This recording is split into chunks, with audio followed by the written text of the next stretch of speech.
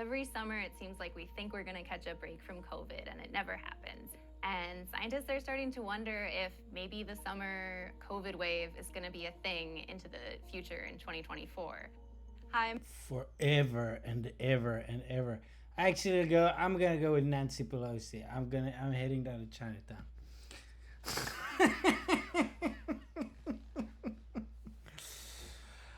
All right, guys.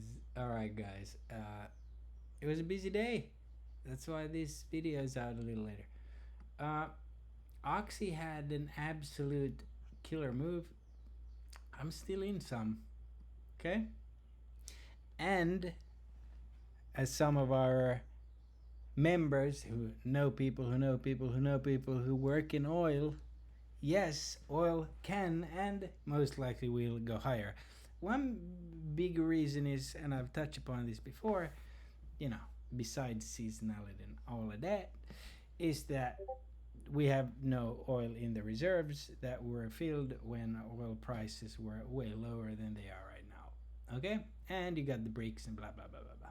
Okay? So keep an eye on oil. Today, I did not buy a single put, but made probably over 400% combined, even though the vol D was down. KRE took a, since it's a family show, he took a shit today. Bunch of bad banking news on the low. The VIX entered the gap, popped up. Very interesting here on the 1 hour that it went back to its 9. This will be a move this week.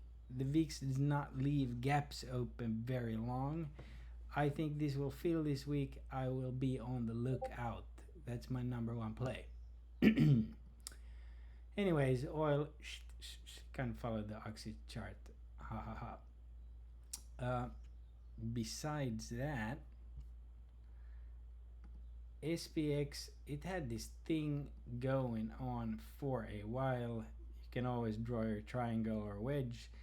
Crapped out at the end. However, it's holding after hours, although that is looking very bear flaggy.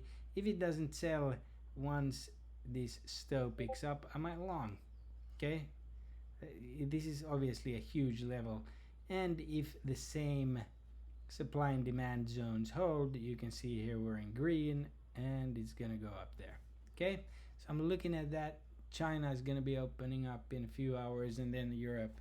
I caught the big move overnight, so I had plenty of gains on futures from here. Okay, so let's go over to the other window here. All right, QQQ. Obviously, why did I play QQQ today as opposed to SPY? The breadth here. If you guys don't know the indicator, hit me up in the chat. I've shared it before. That shows it to, actually, let me just, everybody should have this on. I hate when you can't just, yeah. Am I not seeing it here?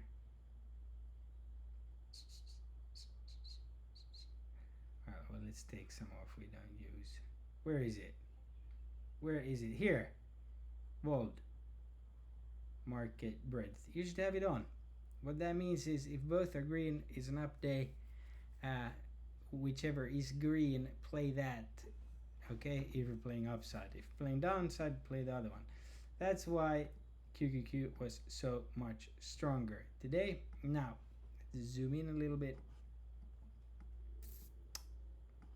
Tricky day though, because after the initial balance, we went up here and big rejection held the 21. Okay, I'm still all about tech, and we'll be playing, if I'm playing indices, I'm playing QQQ for as long as KRE is selling. And obviously, we're going to go over Dixie. They are in Apple, and we're probably going to have a run up into the Apple event, and Apple drives the market. That Tesla move was a beautiful off open. This 100% could have stayed in longer, but when it does this all it does is eat up the contracts. Nvidia all over the place today.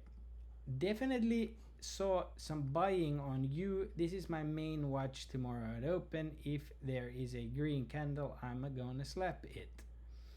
Carvana, yeah, didn't play today, didn't do that much. UPST though had some nice moves and actually had a decent day. I'm still in some. I'm also in AI, as you can see. It's got earnings, I believe tomorrow is pre-market, I don't know, but it's got earnings. Should get a move. I mean, some SoFi, don't ask me why, completely impulsive, saw it moving, but yeah, I'm positive on that. Hood, there's some, you know how Hood, SoFi, SQ, PayPal, and you move together. So I'm looking at them. Caught this move. I mean, come on. When Joe's wife has, you know, the sniffles, you gotta play this. Caught this move on Zoom, got out before it came back down. Look at this 1 hour chart. I mean, this caught my eye today, so you know, draw it out, buy on the trend line if it holds, and reap rewards. Meta, there's something cooking here. Still in some, but took good gains on it. Okay. Now, let's talk about what really matters, which is obviously that the market risk is still elevated. It's at 277. The 10-year yield is not messing around, okay, at all. Not messing around. So you have to keep your eyes peeled. I don't know why that doesn't update. I don't even want to, anyways. The Dixie, same thing, not messing around. If this comes down, great. If not, watch out below. Now, as far as SPX, let's go off of it. My weekly levels are, it's a pretty broad range. It's to the gap and all the way down to 444 or 4,440. So that's a pretty sizable. Okay, so what does that mean? That means be prepared. Don't get married to either side. It means that you have this volume shelf here all the way up to the gap. I would think that if we go up here this time around, we fill the gap, but we need some serious news for that. So what do we got going on? We got ISM PMI tomorrow. We got Canadian numbers, okay? Ding, ding, ding, ding, ding, ding, ding. China numbers tomorrow. Do we have anything after hours today? Nothing huge. Jobs. I guess that's of importance. Ooh. I'm always on the lookout. Anytime I see Japan's flag. And we got more data. And ooh. Huh. It's going to be after hours on Friday. Spicy. Alright, because next week, as you know, it's full on with a bunch of stuff. So if we indeed pump this week, short week, could do that. Next week, okay, that is my birthday, guys. Shit, I'm gonna have to get up early on my birthday. Because we got CPI. Woohoo! Alright. Anyways, nothing. Man, I am upgraded. What are you talking about? Is that even correct now? Let's see. No. Hold on. Bear with me for a second. I don't know why this is glitching out on me. Dun dun dun dun dun. Well, while that is logging in, let's check out this.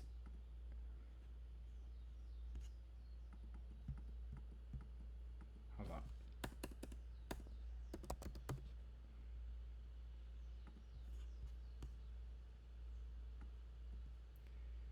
Yeah, it could go higher. look, I posted we have a possible turn of trend in the next 24 hours. That doesn't mean that happens, but be aware of it.